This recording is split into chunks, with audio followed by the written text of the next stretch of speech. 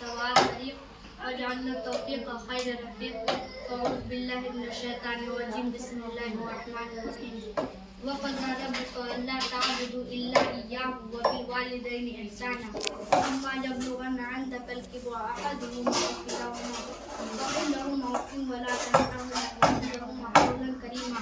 حضرات آئیے کچھ سننے اور سنانے سے قبل درود پاک پڑھ لیا جائے. اللہم صلی علی سیدنا مولانا محمد بارک وسلم والصلاۃ والسلام علیک یا رسول اللہ صلی اللہ تعالی علیہ وسلم. میں نے ابھی کلام پاک کی جو آیت پڑھی ہے اس کا مطلب یہ ہے کہ اللہ کے سوا کسی کی عبادت نہ کرو اور ماں باپ کے ساتھ اچھا سلوک کرو. اگر والدین میں کوئی ایک یا دونوں بڑھاپے کو پہنچ جائے تو انہیں اف تک نہ کہو بلکہ ان کے ساتھ عزت سے بات کیا کرو. اس آیت کو انگریزی میں ملاحظہ فرمائیں. Your lad has ordered you to worship none except him and to your parents. If either or both of them attain old age, while you do not say with words of respect. ایک مدت تک میری ماں نہیں سوئی تابش. ایک مدت تک میری ماں نہیں سوئی تابش. میں نے ایک بار کہا تھا مجھے ڈر لگتا ہے. میں نے ایک بار کہا تھا مجھے ڈر لگتا ہے. میں نے کھائی تھی سفر میں روٹی ماں کے ہاتھ کی. میں نے کھائی تھی سفر میں روٹی ماں کے ہاتھ کی. باسی ہو جاتی ہے لیکن بے مزہ ہوتی نہیں. باسی ہو جاتی ہے لیکن بے مزہ ہوتی نہیں. حضرات آج کا ماحول اتنا خراب ہو چکا ہے کہ بیٹا اگر کسی منصب پر فائز ہو جائے یا کسی بزنس میں کامیاب ہو جائے تو ماں باپ کو حقارت کی نظر سے دیکھتا ہے. آسی رضا ایسے لوگوں کو پیغام دے رہا ہے کہ سنو، ڈاکٹر اقبال جیسے فلسفی نے کہا تھا یہ کامیابیاں یہ عزت یہ نام تم سے ہے. یہ کامیابیاں یہ عزت یہ نام تم سے ہے. خدا نے جو بھی دیا مقام تم سے ہے. خدا نے جو بھی دیا مقام تم سے ہے. اے لوگوں، اگر تمہارے سینے میں دل ہے اور اس دل میں ذرہ برابر بھی احساس ہے تو ڈاکٹر صاحب کا قول سنو. تمہارے دم سے ہے میرے لہو میں کھلتے گلاب. تمہارے دم سے ہے میرے لہو میں کھلتے گلاب. میرے وجود کا سارا نظام تم سے ہے. میرے وجود کا سارا نظام تم سے ہے. ذرا سوچو، جب تم ماں کے شکم میں تھے تو ایک ایک قطرہ لہو سے ماں نے تمہاری سینچائی کیا اور جب دنیا میں آئے تو انہی لہو کو دودھ کی شکل میں ماں نے تمہارے سینے میں اتارا. سوچو، ان باپ نے تپتے ہوئے دھوپ میں جو پسینہ بہایا اس ایک قطرہ پسینہ کا زندگی بھر حق ادا نہیں کر سکتے.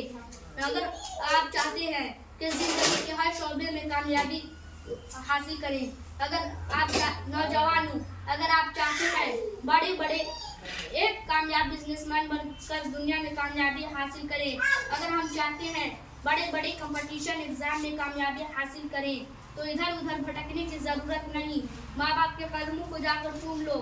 اگر ماں نے اپنا چل تمہارے سر پر رکھ دیا اور باپ نے اپنا دستشم کو تمہارے اوپر رکھ دیا تو قسم خدا کی کامیابی تمہارے قدموں کو چومنے لگے گی اور تم اوج ثریا پر پہنچ جاؤ گے.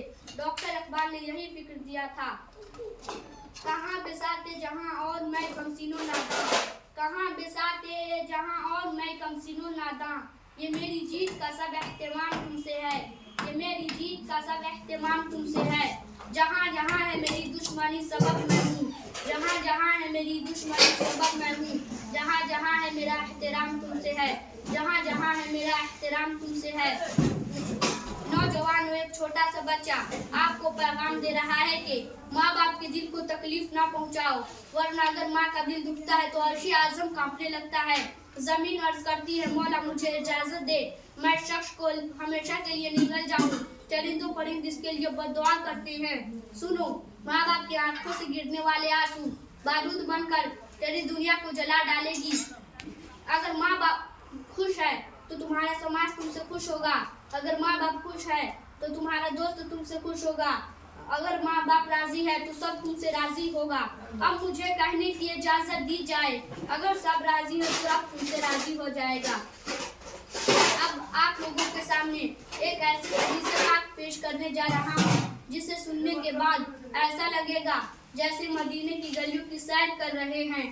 سأل رجل یا رسول اللہ من احق بحسن صحابتی قال امک قال ثم من قال امک قال ثم من قال امک قال ثم من قال ابوک. سامعین محترم، ایک شخص نے پوچھا یا رسول اللہ مجھ پر حسن سلوک کا سب سے زیادہ حق کس کا ہے؟ فرمایا تیری ماں کا۔ اس نے پوچھا پھر کون؟ فرمایا تیری ماں کا۔ اس نے پوچھا کون؟ فرمایا تیرا باپ۔ اب ہم اس اسٹیج سے آفاقی پیغام دے رہے ہیں کہ اس حدیث میں ماں کا رتبہ باپ سے 3 گنا بلند ہے۔ وہ السلام علیکم۔